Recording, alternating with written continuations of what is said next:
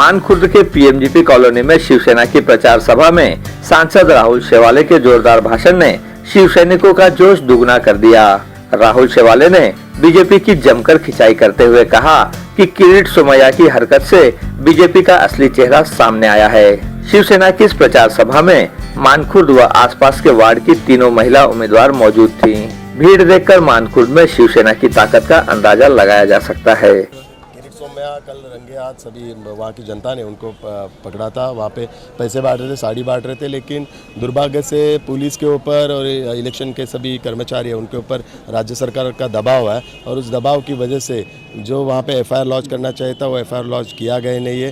पूरी यंत्रणा पे सीएम का पूरा दबाव है। सीएम खुद सभी पुलिस ऑफिसर या इलेक्शन के ऑफिसर इनको फ़ोन कर रहे हैं, तो ये गलत है। हम इलेक्शन कमीशन को भी इस चीज़ का पूरा ध्यान आकर्षित किया हुआ है और आने वाले दिनों में अगर किरीट सोमैया के हाथों से कोई हरकत हुई तो उसका जवाब सभी पार्टियां मिला के देंगे, क्योंकि कल सब पार्टी के उम्मीदवार वहां पे बैठे थे और सभी पार्टी के उम्मीदवार की यही शिकायत थी कि किरीट सोमैया को जो प्रोटेक्शन है उस प्रोटेक्शन का यूज़ वो दबाव के लिए कर रहे हैं, मतदाताओं के ऊपर दबाव कर रहे हैं, दूसरे पार्टी के कार्यकर्ता को धमकाने का उसको यूज़ कर रहे हैं, तो गलत है। उनका प्रोटेक्शन को भी निकालना चाहिए। लेकिन दुर्भाग्य से कि इस राज्य के मुख्यमंत्री केवल भारतीय जनता पार्टी के उम्मीदवारों को कोई सहकार्य कर रहे हैं। निपक्षपातीपना ने उन्होंने सबको सहकार्य करना चाहिए, वो नहीं कर रहे। सीएम को पारदर्शिता के बारे में बोलने का अधिकार नहीं है। उनके खुद के ऊपर बहुत सारे आरोप है, उनके डिपार्टमेंट के आरोप है, तो बोलने का अधिकार नहीं। वो पारदर्शिता क्या है वो उनके डिपार्टमेंट ने अभी लोगों को दिखा दी है।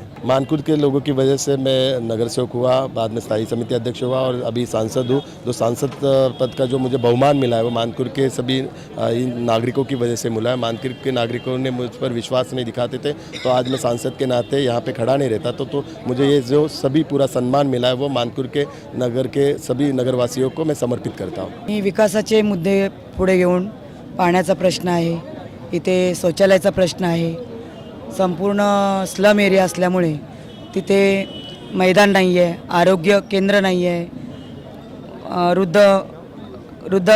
वृद्धांना समाज कल्याण केंद्र नाही आहे, प्लस मैदान मोठं नाही आहे, पुन्हा डम्पिंग ग्राउंड जे आमच्या विभागाला त्रास देत आहे, प्रदूषण निर्माण करत आहे, ते हटवण्यासाठी आम्ही प्रयत्न करणार आहोत आणि लोकांचे जे प्रश्न जे मागील नगरसेवकांनी सोडवले नाही आहेत ते प्रश्न आम्ही सोडवण्यासाठी पुढे आम्ही प्रयत्न करणार आहोत आणि नक्कीच या विभागाचा विकास आमच्या या शिवसेनेच्या जर नगरसेविका निवडून आल्या तर आपल्याला ठाऊक आहे महिला या ज्या बोलतात त्या करून दाखवतात आणि मी एक सक्षम महिला असल्यामुळे मी जी जिद्दीला पेटली ना तर या विभागाचा संपूर्ण वार्ड क्रमांक 135चा विकास केल्याशिवाय राहणार नाही। मग त्यासाठी मला जर पाण्याचा प्रश्न सोडवायचा असेल तर मी आमदार खासदारांपर्यंत वर आवाज उठवेन आणि या विभागाचा विकास करून दाखवेन। मैं तमाम अपने महाराष्ट्र के भाइयों से दरख्वास्त करता हूं कि मज़हब के नाम पर ना बटे और देश की फिक्र करें, महाराष्ट्र की फिक्र करें। हमको जो बड़े बड़े ख्वाब दिखाए थे कि 15 लाख आपके अकाउंट में आ जाएंगे और 2 करोड़ लोगों को रोजगार मिलेगा, नोटबंदी करने के बाद में हमारे तमाम लोग बेकार हो गए। सबसे ज़्यादा खुदकशी हमारे किसान भाइयों ने किया है महाराष्ट्र के अंदर, वो सिर्फ बीजेपी की वजह से किया है। और बीजेपी कितनी फासिस्ट और कितनी देशभक्त पार्टी है आपको आप सब मीडिया के माध्यम से आपको पता चल गया। वो आईएसआई के साथ में, पाकिस्तान के लोग उसके साथ में।